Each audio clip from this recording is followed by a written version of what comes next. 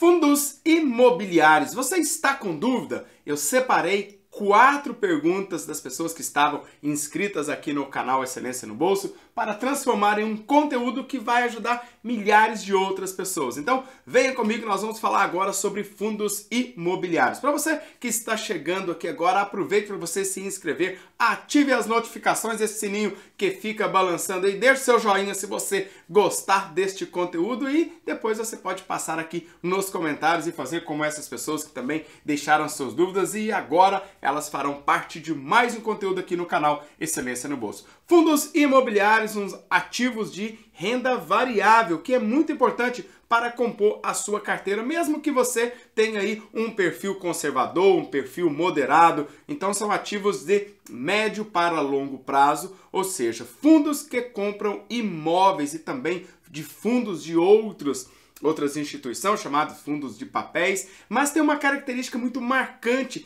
nestes ativos, nesse investimento, que é a isenção do imposto de renda para os dividendos. Então, se você tem dúvidas, se você ainda não sabe nada sobre fundos imobiliários, eu vou deixar aqui na descrição deste vídeo uma playlist que já tem vários vídeos que eu gravei sobre fundos imobiliários, e aí você vai lá, verifica se você já tem este conhecimento, já vem para este vídeo e fazem uma maratona de fundos imobiliários para que você possa entender e, quem sabe, esse ativo fazer parte da sua carteira de investimentos. A primeira pergunta que veio foi do Anderson Ribeiro. O Anderson, meu xará, tá? E mandou a seguinte pergunta: quando eu invisto em fundos imobiliários, preciso declarar o imposto de renda ou só pagar a DARF? Então, olha que interessante. Eu disse para você que o fundo imobiliário, os fundos imobiliários são ativos dos quais não há a cobrança do imposto de renda nos dividendos. É como se fossem os aluguéis. Então,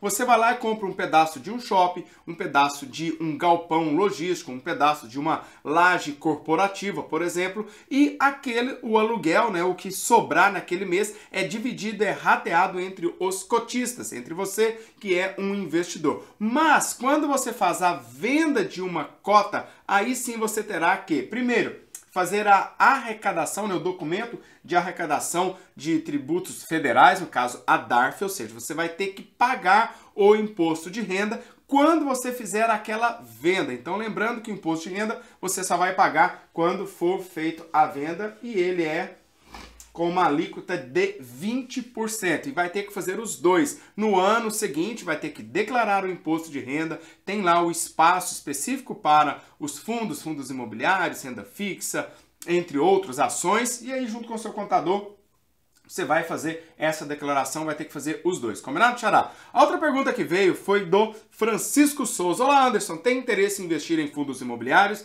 mas tenho muito receio ainda. Não sei se é recomendado para o perfil que é moderado. Gostaria de ver mais vídeos a respeito. Ô Francisco, é recomendado sim. Se você perceber, todos os ativos, independente se o seu perfil ele é moderado, se ele é dinâmico, você pode compor na sua carteira uma quantidade de todos os ativos. O que vai fazer diferença vai ser o percentual que vai ser colocado para aquele determinado ativo. Por exemplo, você com perfil moderado, você pode investir em ações, você pode investir em renda variável, mas você vai colocar um percentual menor, talvez 5%, 10% do seu patrimônio. Então, os fundos imobiliários é sim indicado para o seu perfil, mesmo que seja um perfil moderado, não tem problema. E neste perfil, eu recomendo que você comece a fazer investimento em fundos imobiliários, principalmente de tijolos, ou seja, que você vai comprar e vai ser sócio aí de um hotel, de um shopping, de uma laje corporativa e principalmente de fundos que têm uma quantidade maior de ativos, de inquilinos, por exemplo, que vai fazer que você tenha realmente esse perfil por ser moderado, vai diversificar, vai diluir um pouco aí do risco e depois, ao estudar mais, você vai migrando e melhorando a sua carteira. Combinado, Francisco? Uma outra pergunta que veio do Marcos Silva. Eu gostei muito do fundo imobiliário, mas meu medo são as desvantagens. Poderia me explicar a fundo essas desvantagens e montar uma carteira de fundos imobiliários? Vamos lá então, Marcos. O seguinte, quando você busca fazer um investimento em fundos imobiliários, você precisa fazer uma relação como se fosse você ter a sua casa.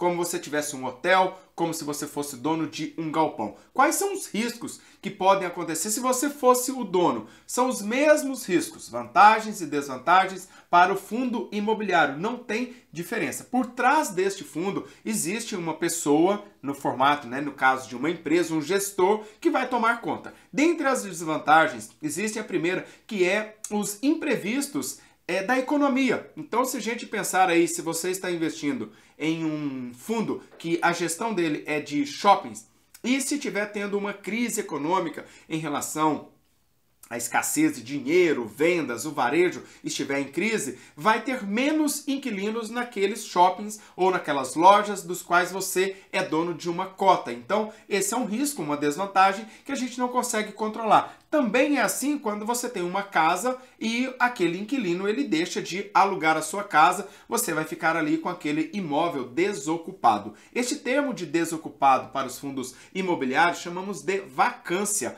Então essa vacância, quando está vago este imóvel, é um risco que acontece, porque aí diminui o seu dividendo e pode fazer com que você tenha algum prejuízo de acordo com a quantidade de pessoas, empresas que deixam de locar aquele imóvel. Uma outra coisa é também se houver uma obra, seja de reforma, seja de ampliação daquele conjunto de imóveis que pertencem ao fundo, então pode ser que tenha atraso, pode ser que tenha um valor diferenciado da obra em relação ao orçamento. Então todas essas dificuldades são as mesmas que existiriam de uma maneira convencional, se você fosse o dono, também irá existir na sua gestão do fundo imobiliário. Porém, tem uma gestão profissional por trás disso e é interesse do gestor de fundo, da administradora, que todos tenham lucro, porque ela também terá um lucro sobre o patrimônio líquido. Então, dentre essas desvantagens, existe também a questão de você ter que declarar a DARF. Eu não vejo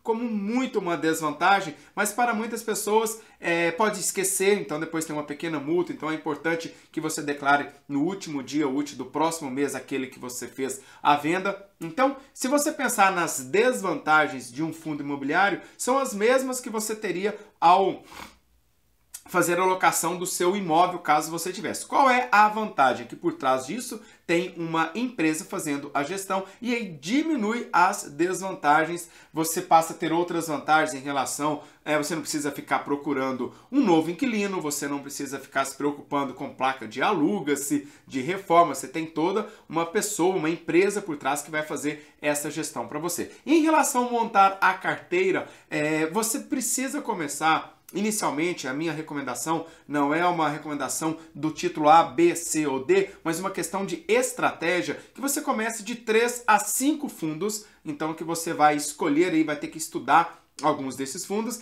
e que esses fundos tenham uma quantidade boa de inquilinos, ou seja, ter mais inquilinos faz com que você diminua o risco caso um deles saia. Por exemplo, você investe aí em um fundo de galpão logístico que tem apenas um inquilino. Se esse inquilino, o dia que deixar de ser inquilino, a administradora, a gestora daquele fundo vai ter um desafio que precisará alugar, buscar um novo inquilino e naquele tempo o condomínio corre reformas e pode ter um gasto tal que num determinado período você fique sem receber dividendos. Isso é um risco que pode ocorrer, ok? Então, ao montar a sua carteira, comece de 3 a 5 fundos bem diversificados e vá estudando para que você possa migrar e melhorar a sua carteira, combinado? Uma outra pergunta que veio do Hermes Souza. Fala mais sobre a taxa de administração dos fundos imobiliários, pode variar de corretora para corretora. Então, na verdade, as taxas que existem, existe a taxa aí de, vamos marcar aqui, a taxa de administração, a taxa de gestão e também tem uma taxa de performance. Haja taxa, hein? Então, essa taxa performance, ok.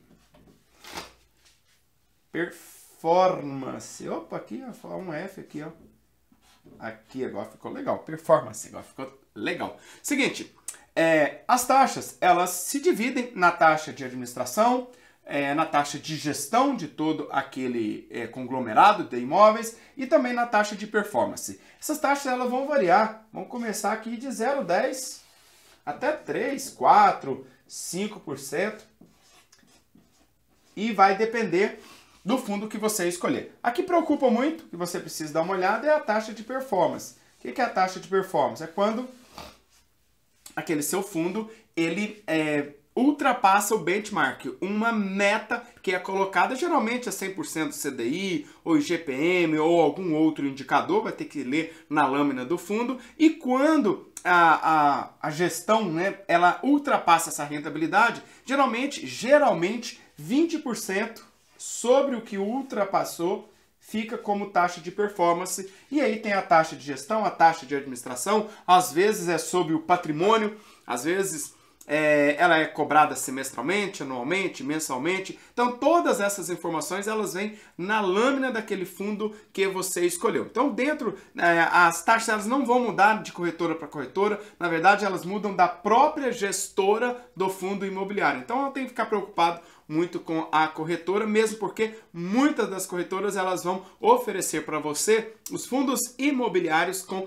taxa zero. Então busque aí as corretoras que têm uma taxa zero para os fundos imobiliários, né, os FIIs, que vão fazer com que você aumente a sua rentabilidade. Então, espero que este conteúdo tenha te ajudado, tenha clareado um pouco mais as suas ideias, os seus estudos sobre os fundos imobiliários. É importante que você comece, experimente, pegue aí fundos que custam aí R$100, faça a compra do seu primeiro fundo, avalie a performance dele, depois compre outros fundos, verifique, né, e aí aguarde cair ali alguns centavos de reais dos dividendos na sua conta da corretora, vai reinvestindo e vai aumentando até que você possa aí colocar os fundos imobiliários dentro da sua carteira de investimento, com Tesouro Direto, CDB, LCI, LCA, outros fundos, e verificar qual deles adequa melhor para o seu perfil, ok? Bom, um forte abraço do Anderson Gonçalves e nos vemos no próximo vídeo. Valeu, tchau, tchau!